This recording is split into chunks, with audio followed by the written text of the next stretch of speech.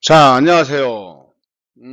이번 시간에는 310쪽 다양한 생물을 분류해보자 라고 하는 단원인데, 이 단원은 우리가 이제 디딤 수업 영상을 듣고 여러분들 다음 시간에 수행평가, 다양한 생물의 분류라고 하는 수행평가를 하도록 돼 있어요. 그래서 이건 1반부터 13반 학생 모두 지금 녹화하고 있는 이 동영상을 다 잘 들어야만 다음 시간에 여러분들 수행평가를 잘 할 수가 있어요. 자, 이번 시간 학습 목표는 생물을 5개로 분류하고 각 개에 속하는 생물의 특징을 설명할 수 있다라고 하는 학습 목표 하나하고, 다음에 다양한 생물의 공통점은 뭔지, 차이점은 뭔지 이런 기준을 따라서 우리가 생물을 실제로 분류할 수 있느냐라고 하는 것이 바로 학습 목표가 되겠습니다.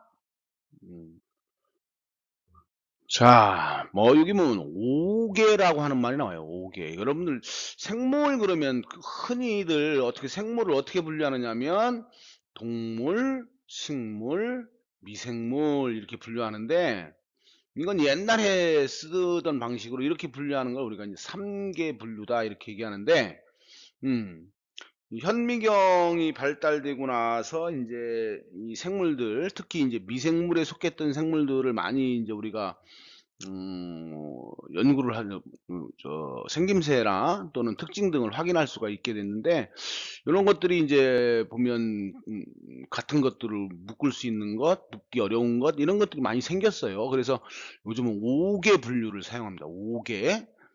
그래서 5개 그러면 제일 먼저 뭐라면 원핵생물이라고 하는 거하고, 그 다음에 원생생물, 그 다음에 균류, 그 다음에 여러분들이 잘 알고 있는 식물, 동물 이렇게 묶어서 우리가 이제 5개로 이제 이 지구상에 있는 생물들을 묶을 수가 있는데, 이 중에 원핵 생물은 여러분들 세포에 보면 세포 안에 핵이 있고 핵 안에 유전 물질 있잖아요. 그런데 이런 핵이 없는, 이런 세포에 핵이 없어요. 세포가 그냥 덩그러니 이렇게 돼 있죠. 안에 핵이 없어요. 그럼 유전 물질은 어디 있느냐? 바로 이 세포질에 그냥 이렇게 있는 덩그러니. 예. 그다음에 이제 세포에 들어있는 세포 내 소기관들, 미토콘드리아나 뭐 이런 것들이 같이 이렇게 섞여 있어요. 그래서 이거는 핵이 없다라고 하는 게 굉장히 중요한 특징이 돼요. 예, 원핵생물 그러면 머릿속에 핵이 없다라고 하는 말이 제일 먼저 떠올라야 됩니다. 이런 원핵생물들은 밑에 이제 보는 바와 같이 포도상 구균, 여기 포도처럼 다글다글하게 동그랗게 생긴 균이 이렇게 있다고 그래서 이걸 포도상 구균이라고 그러는데, 여러분들 우리 대장 속에 기생하는 대장균들 있죠? 그 다음에 이제 젖산 발효 일으키는 젖산균들, 이런 균들, 대부분들이 이제 이런 것들을 우리가 이제 세균이라고도 하고, 박테리아라고도 하죠. 세균이라는 말하고 박테리아라는 말은 같은 말이 사실. 이런 박테리아, 이런 것들이 이제 이 원핵생물을 이루는 주요 생물들이죠. 이것들은 지금 본 바와 같이 한 개의 세포, 이렇게 한 개, 딱딱 이렇게 이거 하나가 하나의 개체예요. 응? 한 마리, 두 마리, 세 마리, 네 마리, 다섯 마리 이런 식으로. 이것도 마찬가지죠. 포도상균 한 마리, 두 마리 이런 식으로. 음, 이렇게 돼 있고요. 그 다음에 이 세포벽이 있어요. 세포벽이. 음, 세포벽은 식물의 세포벽과는 조금 달라요. 음, 식물은 셀룰로스라고 하는 섬유소가 주성분인데, 섬유질, 한마디로 여러분들 잘 알고 있는 섬유질, 이런 것들이 이제 주성분이 바로 이 식물의 세포벽인데, 이런 원핵생물은 세포벽이 당단백질로 되어 있어요. 당단백질로. 음. 그래서 이제 성분 자체가 좀 다르지만 하여튼 세포막이 있고 세포 바깥에 이렇게 둘러싸고 있는 두꺼운 거를 우리가 뭐라 그래요? 세포벽이라 그러죠? 응? 세포막 밖에. 그래서 이제 세포막은 살아있는 부분이지만 세포벽은 죽어있는 부분이죠. 생명 활동이 잘 일어나지 않는 부분이 바로 세포벽이에요. 이 세포벽이 있다라고 하는 거예요. 원핵생물은. 이 원핵생물 그러면 딱 두 가지 반드시 생각해야 됩니다. 핵이 없다는 거, 세포벽이 있다는 거.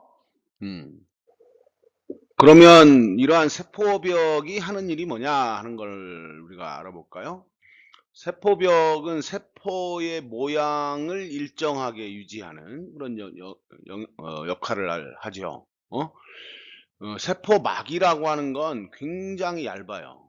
그래서 이게 이제 물속에 있으면 물살에 따라서 물이 흐름이 있으면 모양이 이렇게 변한다든지 이럴 수가 있는데, 이 세포벽이라고 하는 비교적 두꺼운 부분이 이렇게 둘러싸고 있기 때문에 일정하게 모양이 유지가 되는 거고, 그 다음에 이 생명체 외부의 바깥 이 부분에 그 어떤 그 변화가 생명체 내부에 영향을 줄 수 있거든요. 그러한 영향으로부터 이렇게 완충적인 역할을 세포벽이 하면서 내부를 보호하는 이런 역할도 수행합니다. 다음은 원생생물계예요. 아까는 원핵생물이었죠? 원핵생물하고는 달리 원생생물계는 핵이 있어요. 지금부터 설명하게 되는 원생생물, 그 다음에 균류, 균계, 그 다음에 식물계, 동물계, 얘들은 전부 핵이 있습니다. 그러니까 원핵생물만 핵이 없어요. 원핵생물만 핵이 없고 나머지는 전부 다 핵이 있어요. 분명히 아셔야 되고요. 요것도 원핵생물처럼 대부분이 한 개의 세포. 지금 지금 돌말이 있는데 요게 이제 한 개죠. 여기가 하나의 세포예요. 집신벌레 같은 것도 나오고, 여러분들 우리 연못물 같은 거 떠서 보면 이런 반달말이나 집신벌레 같은 걸 많이 볼 수 있습니다. 이런 볼복스 같은 것도 볼 수 있는데, 볼복스는요 여기 있는 이 동글동글한 요거 하나하나가 전부 다 이게 하나의 개체예요, 사실은. 그래서 이런 개체들이 모여서 이렇게 살아요. 모여서 사는데, 하여튼 이런 거 하나하나가 전부 다 개체인데, 요게 하나의 세포로 이루어져 있는. 그리고 이 원생생물은 사실은 원핵생물을 아까 원핵생물은 핵이 없다고 그랬잖아요. 핵이 있는 것 중에 균계, 식물계, 동물계, 이거 세 개로 나누고 나서 나머지 생물들이 사실은 너무 분류하기 어려운데, 이것들을 전부 묶어서 원생생물계다. 그래서 요 세 개가에 속하지 않는 생물물이다. 이렇게 해서 원생생물계를 우리가 지칭하는데, 원생생물계에는 아주 많은 생물들이 복잡하게 들어있는 부분이 바로 이 원생생물계예요. 원생생물계. 이제 그 정도 아시고, 좀 더 자세한 내용들은 아마 여러분들 고등학교 가면 자세히 공부하게 될 겁니다. 다음은 식물계입니다. 식물도 원생생물과 마찬가지로 핵이 있어요. 그다음에 대부분은 육상 생활을 하죠. 그리고 육상에 물속에 적응되어 있는 물속에 살던 생물들 중에 이제 이게 조류라고 하는 게 있어요. 예를 들면 여러분들 김이나 파래 뭐 이런 거, 청각 이런 것들은 물속에 사는 건데, 얘들이 사실은 광합성을 하지요. 이런 것들이 이제 육상으로 진출을 하면서 육상에 적응된 형태를 갖게 되죠. 근데 이제 물속에서와 달리 육상으로 나오게 되면 어떻게 돼요? 물이 증발이 많이 되죠. 물이 증발이. 물의 증발을 막기 위해서 이 생물체의 표면에 큐티클층이라고 하는, 뭐라고? 큐티클층. 큐티클층은 여러분들이 쉽게 얘기하면 그 비닐같이 생긴 조직이에요. 비닐 알죠? 비닐.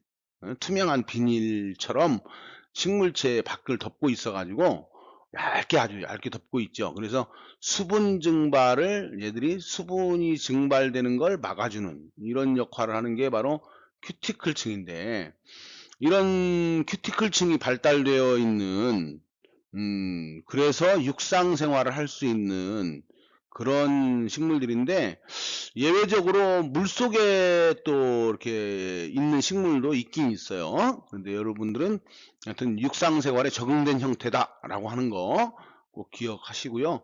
얘들은 여러분들 잘 알다시피 얘들은 대부분 초록색 같은 색깔을 띠는데 얘들이 빛을 받아 가지고 어떻게 해요? 빛을 받아서 공기 중에 있는 이산화탄소와 물을 이용해 가지고 빛을 받으면 뭘 만들어요? 포도당, 포도당이 합쳐지면 뭐가 됩니까? 녹말 같은 거 이런 걸 만드는 걸 광합성이라 그러죠. 이런 광합성, 이런 양분을 만든다고요. 양분을 양분을 스스로 만든다는 거예요. 스스로 만든. 조금 이따 설명하게 될 동물 같은 경우는 이런 광합성을 못해서 스스로 양분을 만들 수 없습니다. 그 다음에 얘들은 세포벽이 있다. 세포벽이.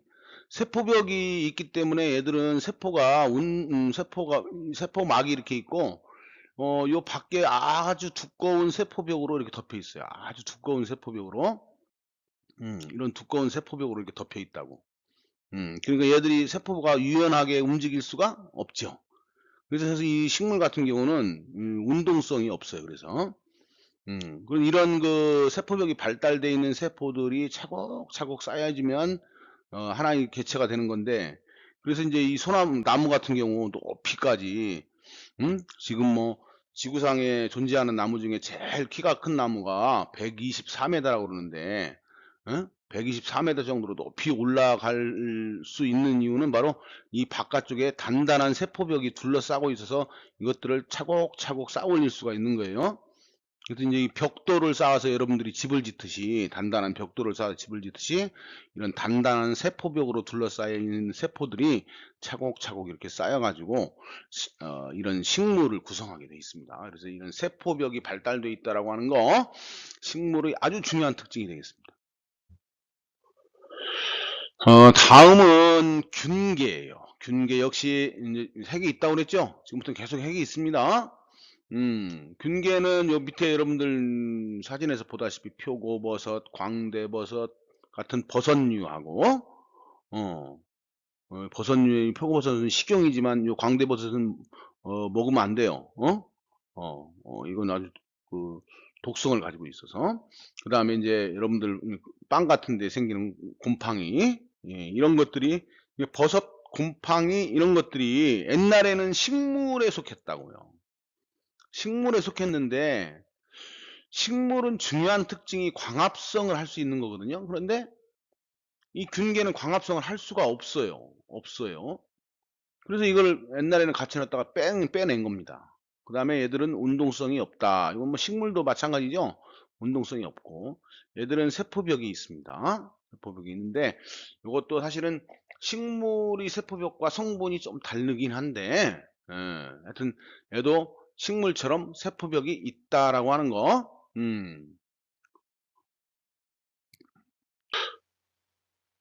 또 그 균계의 중요한 특징이 균사가 발달되어 있다는 건데 이게 실 모양으로 되어 있어요. 밑에 여기 이제 털곰팡이거든요. 털곰팡이 보면 여기 막 이렇게 실처럼 막 이렇게 나 있잖아요. 이게 바로 이제 균사인데 요 왼쪽에 버섯도 땅 속에 보면 이런 하얀 균사가 막 뻗어 있어요. 이게 4km까지 뻗을 수 있다 그래요. 이런 균사들이 많이 뻗어 있죠. 거미줄처럼 땅 속에. 그리고 요것들이 이런 균사들이 모여서 뭉쳐진 덩어리가 바로 우리가 먹는 부분인데 이걸 보고 자실체라고 하는데 이런 균사가 발달되어 있는 것이 균계의 중요한 특징 중에 하나고요. 자, 이런 균계는 아까 광합성을 하지 못한다 그랬죠? 그럼 얘가 스스로 양분을 만들지 못하니까 어디로부턴가 양분을 얻어야 되는데 균사가 이렇게 있으면 이 균사 밖으로 뭘 분비하느냐? 효소를 분비해, 효소. 그 효소가 분비되면 밖에 이제 먹을 것이 이게 대부분 이제 동물이나 식물의 그 사체, 죽은 거, 사체, 죽은 거가 있으면 이제 거기에 효소를 분비해 가지고 이것들을 이제 먹이들을 분해하죠. 그 분해된 먹이들을 얘들이 흡수를 하는 거예요. 응? 그렇게 해서 양분을 보충하는 이러한 그 방법으로 필요한 양분을 보충하고 있습니다. 다음에는 이제 동물계입니다. 자, 동물계도 역시 세포에 핵이 있죠. 그다음에 동물 하면 여러분들 이제 쉽게 생각할 수 있듯이 운동성이 있죠. 움직여요. 밑에 범고래, 해파리, 호랑이처럼 움직인다고요. 그래서 운동성이 있다 이렇게 우리가 표현을 하고요. 얘들은 스스로 양분을 만들 수가 없어요. 얘들은 동물은 어떻게 광합성을 하지? 광합성을 하지 않습니다. 예, 그래서 양분을 스스로 만들 수가 없으니까 어떻게 해야 돼요? 양분을 다른 생물들이 가지고 있는 양분을 어떻게 섭취해야 되죠. 사실은 먹이를 섭취한다라고 하는 말이 아주 순화된 표현이지 다른 생물들을 잡아먹어야 되는 거죠. 어.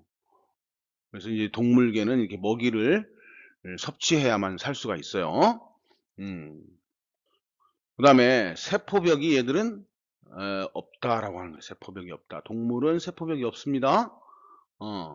그래서 이제 세포벽이 없기 때문에 동물 세포들은 굉장히 유연하죠.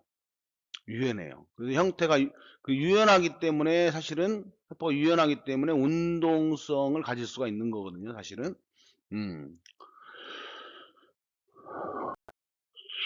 다음 그 동물계의 중요한 특징 중에 하나가 기관계가 발달되어 있다는 겁니다. 어?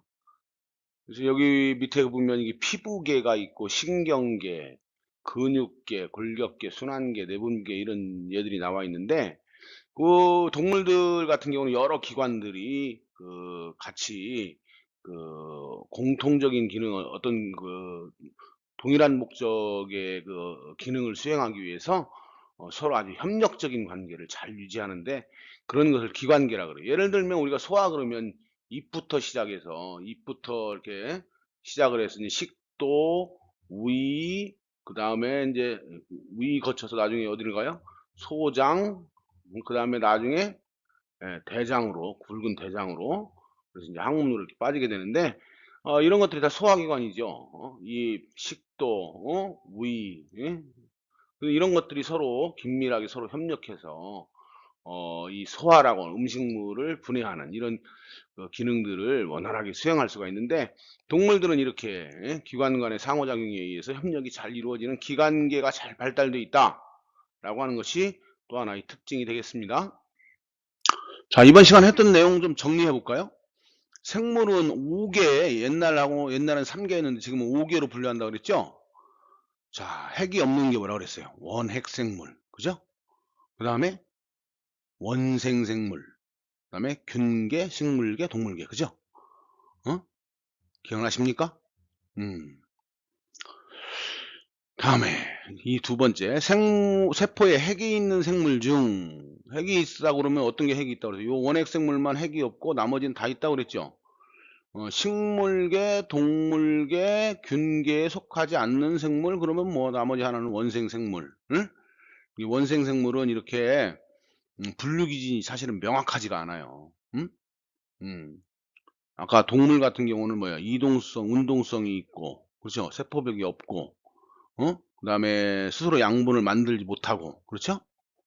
얘들은 세포벽이 있고, 어? 얘들은 어떻다고 그랬어? 식물계는 스스로 양분을 만드는데 얘들은 스스로 양분을 만들지 못하고 하는 이런 명확한 기준이 있는데 원생물은 그런 기준을 얘기하기가 상당히 어려워요. 왜냐하면 여기 세 개에 속하지 않는 생물들을 모아놨기 때문에 분류 기준이 굉장히 복잡합니다.